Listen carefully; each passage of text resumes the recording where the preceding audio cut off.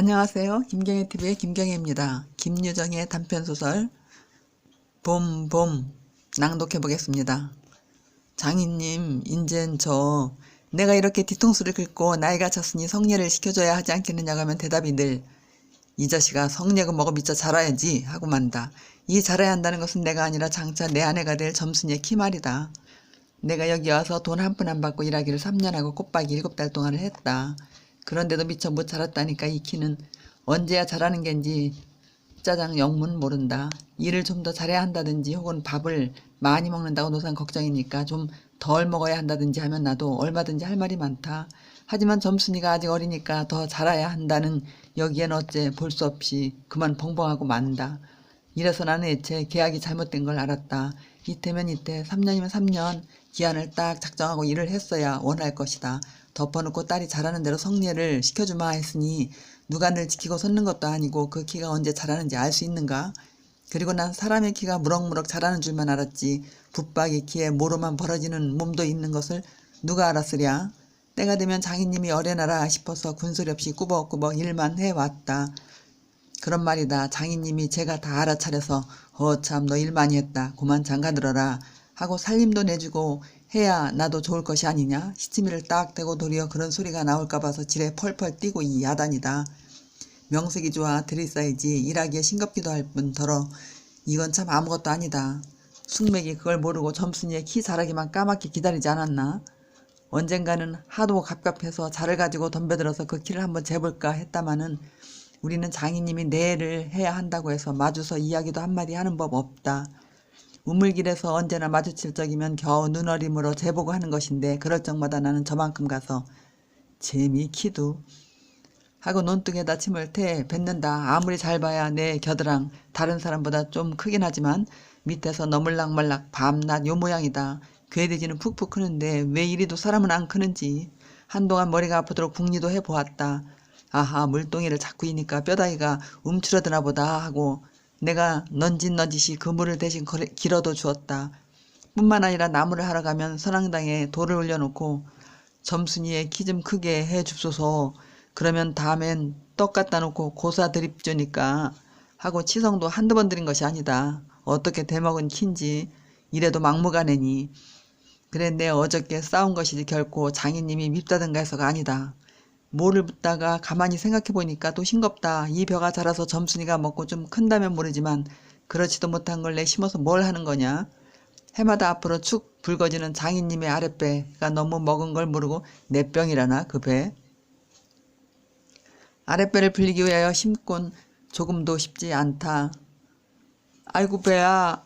난 물 붓다 말고 배를 쓰다보면서 그대로 논둑으로 기어올랐다. 그리고 겨드랑이에 꼈던 벼 담긴 키를 그냥 땅바닥에 털썩 떨어치며 나도 털썩 주저앉았다. 일이 암만 바빠도 나 배 아프면 고만이니까 아픈 사람이 누가 일을 하느냐. 파릇파릇 돋아오른 풀 한 숲을 뜯어들고 다리에 거머리를 쓱쓱 문대며 장인님의 얼굴을 쳐다보았다. 가운데서 장인님이 이상한 눈을 해가지고 한참을 날 노려보더니 너 이 자식 왜 또 이래 응? 배가 좀 아파서유 하고 풀 위에 슬며시 쓰러지니까 장인님은 약이 올랐다. 저도 눈에서 철벙철벙 두그러 올라오더니 잡은 참내 멱살을 움켜잡고 뺨을 치는 것이 아닌가? 이 자식아 이러다 말면 누굴 망해놓을 속셈이냐? 이 대가리를 까놓을 자식? 우리 장인님은 약이 오르면 이렇게 손버릇이 아주 못됐다. 또 사위에게 이 자식 저 자식 하는 이놈의 장인님은 어디 있느냐?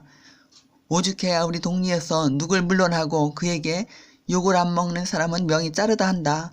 조그만 아이들까지도 그를 돌아세놓고 욕필이, 본 이름이 봉필이니까 욕필이 하고 손가락질을 할 만치 두루 인심을 잃었다. 하나 인심을 정말 잃었다면 욕보다 읍의 배참봉 마름으로 더 잃었다. 번이 마름이란 욕자라고 사람 잘 치고 그리고 생김생기길 호박개 같아야 쓰는 거지만 장인님은 애양에 똑 됐다.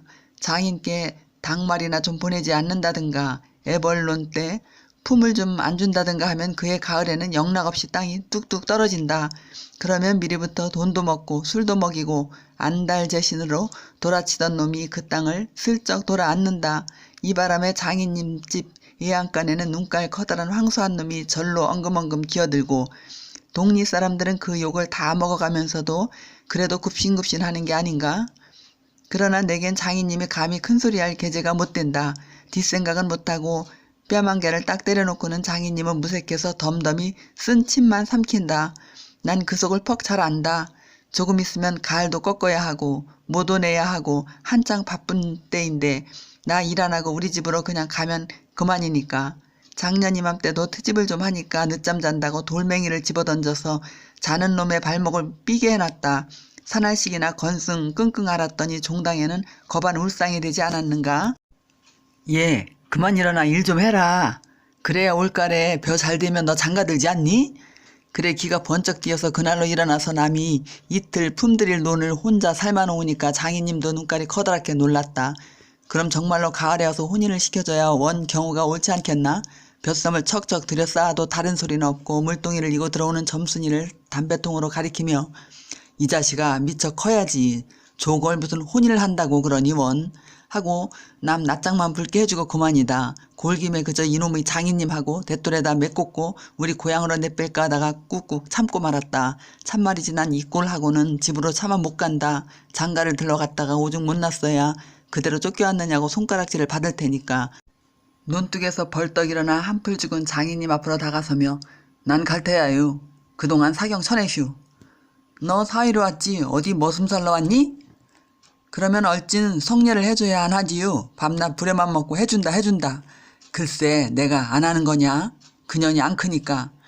하고 얼음얼음 담배만 담으면서 늘 하는 소리를 또 늘어놓는다. 이렇게 따져나가면 언제든지 늘 나만 미치고 만다. 이번엔 안 된다 하고 대뜸 구장님한테로 판단 가자고 소매자락을 내끌었다. 아 이 자식아 왜 이래 어른을.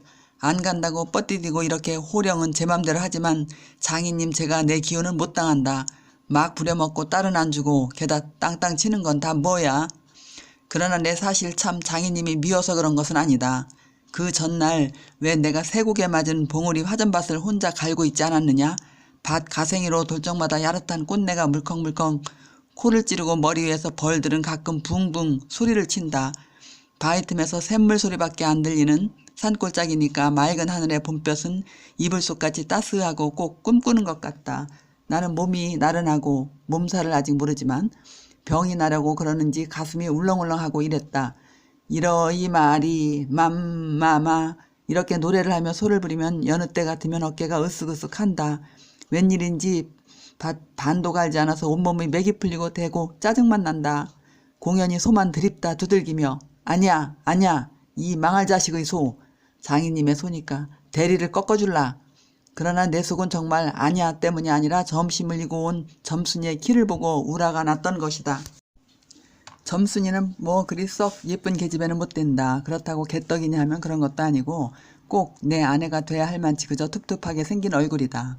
나보다 10년이 아래니까 올해 16인데 몸은 남보다 2살이나 덜 자랐다. 남은 잘도 훤칠이들 크건만 이건 위아래가 뭉툭한 것이 내 눈에는 헐없이 감참해 같다. 참외 중에는 감참외가 제일 맛 좋고 예쁘니까 말이다. 둥글고 커단 눈은 서글서글하니 좋고 좀 지쳐 찢어졌지만 입은 밥술이나 톡톡히 먹음직하니 좋다. 아따 밥만 많이 먹게 되면 팔자는 고만 아니냐? 한데 한 가지 파가 있다면 가끔가다 몸이 장인님은 이걸 채신이 없이 들까분다고 하지만 너무 빨리빨리 논다. 그래서 밥을 나르다가 때없이 풀밭에서 깨박을 쳐서 흙두성이 밥을 곧잘 먹인다. 안 먹으면 무안해할까 봐서 이걸 씹고 앉았노라면 으적으적 소리만 나고 돌을 먹는 겐지 밥을 먹는 겐지. 그러나 이날은 웬일인지 성한 밥채로 밥머리에 곱게 내려놓았다. 그리고 또 내일을 해야 하니까 저만큼 떨어져 이쪽으로 등을 향하고 웅크리고 앉아서 그릇 나기를 기다린다. 내가 다 먹고 물러섰을 때 그릇을 놔서 챙기는데 그런데 난 깜짝 놀라지 않았느냐. 고개를 푹 숙이고 밥 함지에 그릇을 포개면서 날더러 들으라는지 혹은 제 소린지 밤낮 일만 하다 말 텐가 하고 혼자 쫑얼거린다. 고대 잘 내야 하다가 이게 무슨 소린가 하고 난 정신이 얼떨떨했다. 그러면서도 한편 무슨 좋은 수가 있는가 싶어서 나도 공중을 대고 혼잣말로 그럼 어떡해 하니까 성례시켜달라지 뭘 어떡해 하고 대알지게 쏘아붙이고 얼굴이 빨개져서 산으로 그저 도망질을 친다. 나는 잠시 동안 어떻게 되는 셈판인지 맥을 몰라서 그 뒷모습만 덤덤히 바라보았다. 봄이 되면 온갖 초목이 물이 오르고 싹이 트고 한다. 사람도 아마 그런가 보다 하고 며칠 내에 부쩍 자란 듯 싶은 점순이가 여간 반가운 것이 아니다. 이런 걸 멀쩡하게 안직 어리다고 하니까. 우리가 구장님을 찾아갔을 때 그는 쌀인문 밖에 있는 돼지우리에서 죽을 퍼주고 있었다. 서울에 좀 갔다 오더니 사람은 점잖아야 한다고 웃셈이. 얼른 보면 지붕 위에 앉은 제비꼬랑지 같다. 양쪽으로 뾰족히 뻗치고 그걸 에헴 하고 늘 쓰다듬는 손버릇이 있다. 우리를 멀뚱히 쳐다보고 미리 알아챘는지 왜 일들어다 말고 그래? 하더니 손을 올려서 그 에헴을 한번 후딱 했다. 구장님, 우리 장인님과 춤에 계약하기를.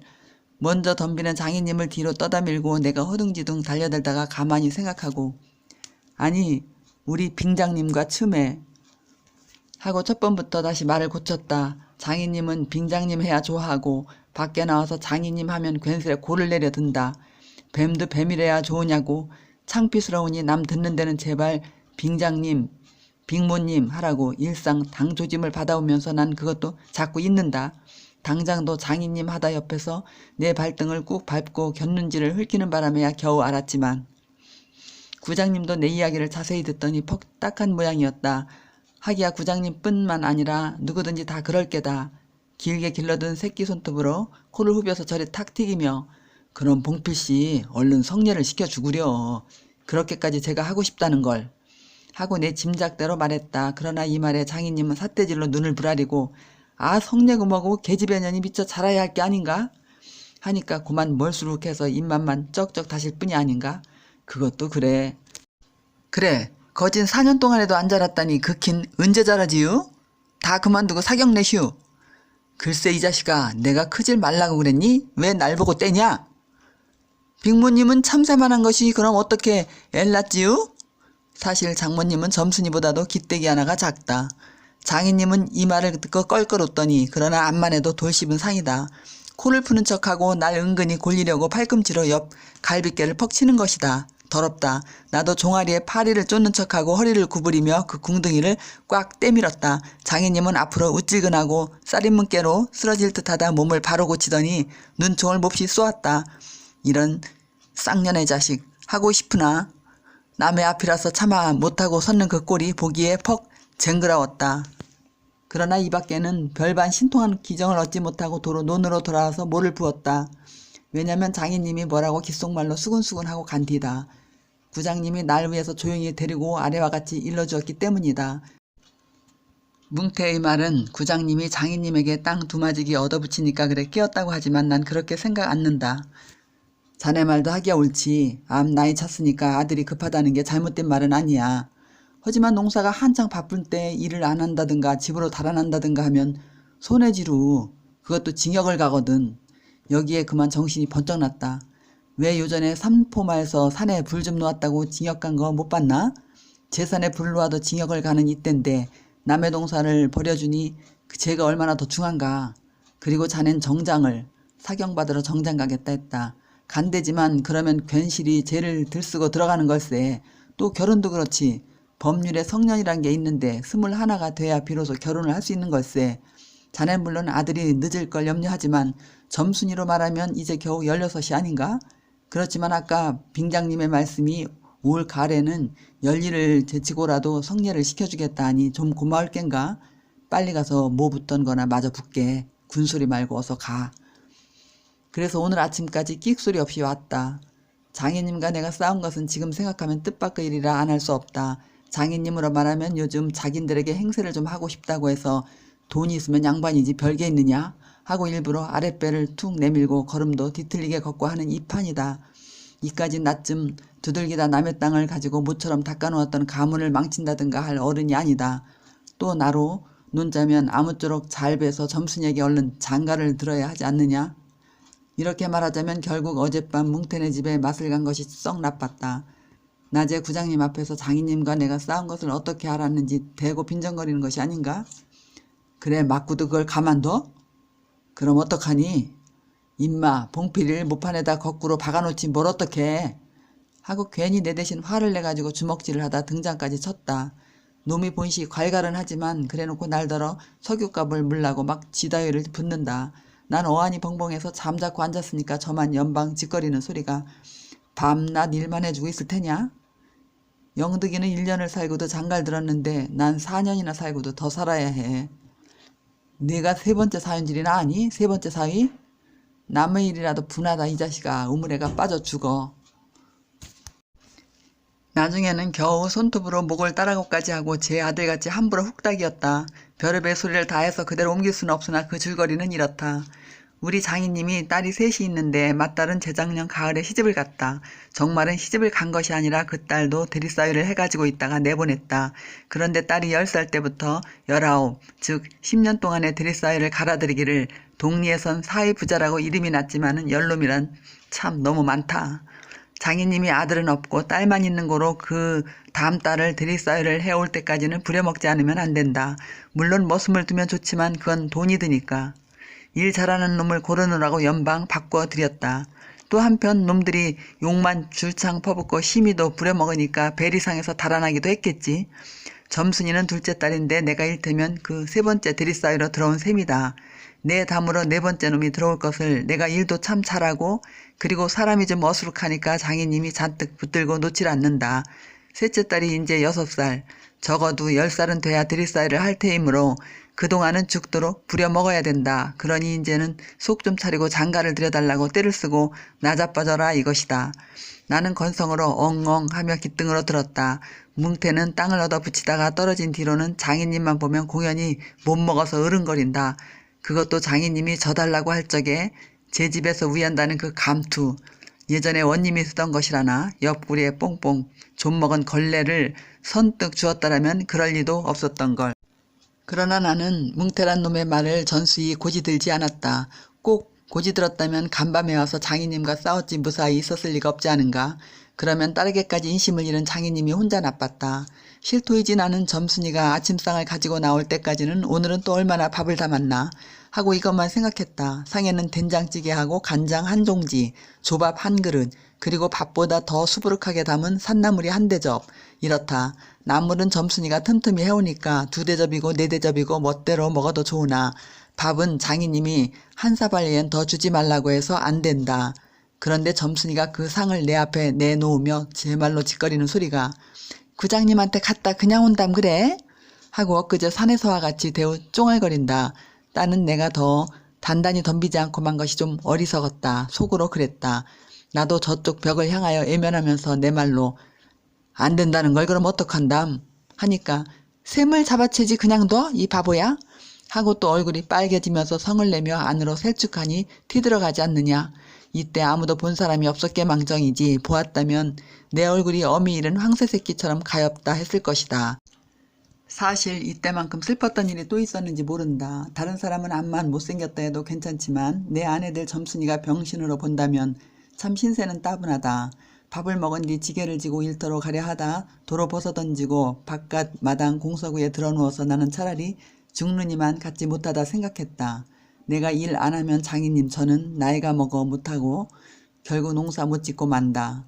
뒷짐으로 트림을 꿀꺽 하고 대문 밖으로 나오다 날 보고서 이 자식아 너 왜 또 이러니? 관격이 났어요. 아이고 배야. 기껏 밥 처먹고 나서 무슨 관격이야. 남의 농사 버려주면 이 자식아 징역 간다 봐라. 가도 좋아요. 아이고 배야. 참말 난 일 안 해서 징역 가도 좋다 생각했다. 일 후 아들을 낳아도 그 앞에서 바보 바보 이렇게 별명을 들을 테니까 오늘은 10쪽이 난데도 결정을 내고 싶었다. 장인님이 일어나라고 해도 내가 안 일어나니까 눈에 독이 올라서 저편으로 휑하게 가더니 지게 막대기를 들고 왔다. 그리고 그걸로 내 허리를 마치 들떠 넘기듯이 쿡 찔러서 넘기고 했다. 밥을 잔뜩 먹고 딱딱한 배가 그럴 적마다 퉁겨지면서 벨창이 꼿꼿한 것이 여간 캥기지 않았다. 그래도 안 일어나니까 이번엔 배를 지게 막대기로 위에서 쿡쿡 찌르고 발길로 옆구리를 차고 했다. 장인님은 원체 심청이 굳어서 그렇지만 나도 저만 못하지 않게 배를 채웠다. 아픈 것은 눈을 꽉 감고 넌 해라. 난 재미난 뜻이 있었으나 볼기짝을 후려 갈길 적에는 나도 모르는 결에 벌떡 일어나서 그 수염을 잡아챘다마는 내 골이 난 것은 아니라 정말은 아까부터 부엌 뒤 울타리 구멍으로 점순이가 우리들의 꼴을 몰래 엿보고 있었기 때문이다. 가뜩이나 말 한마디 톡톡히 못한다고 바보라는데 몇 가지 잠자코 맞는 걸 보면 짜장 바보로 할 게 아닌가? 또 점순이도 미워하는 이까지 놈의 장인님 나하곤 아무것도 안 되니까 막 때려도 좋지만 사정부 와서 수염만 채고 제 원대로 했으니까 이때 점순이는 퍽 기뻤겠지. 저기까지 잘 들리도록 이걸 까셀라 보다 하고 소리를 쳤다. 장인님은 더 약이 바짝 올라서 잡은 참지게 막대기로 내 어깨를 그냥 내리갈겼다. 정신이 다 아찔하다. 다시 고개를 들었을 때 그때엔 나도 온몸에 약이 올랐다. 이 녀석의 장인님을 하고 눈에서 불이 펑 나서 그 아래 밭있는 넝알로 그대로 떠밀어 굴려버렸다.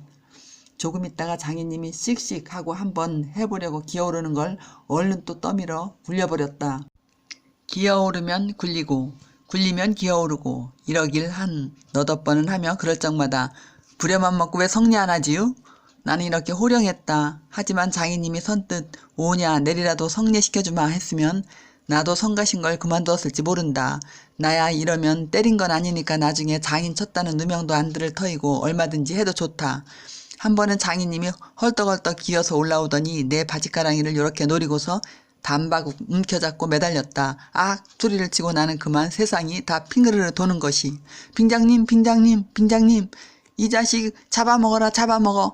할아버지 살려줍시오 할아버지 하고 두 팔을 허둥지둥 내절적에는 이마에 진땀이 쭉 내솟고 인젠 참으로 죽나보다 했다. 그래도 장인님은 놓질 않더니 내가 기어이 땅바닥에 쓰러져서 거진 까무러치게 되니까 놓는다. 더럽다 더럽다 이게 장인님인가?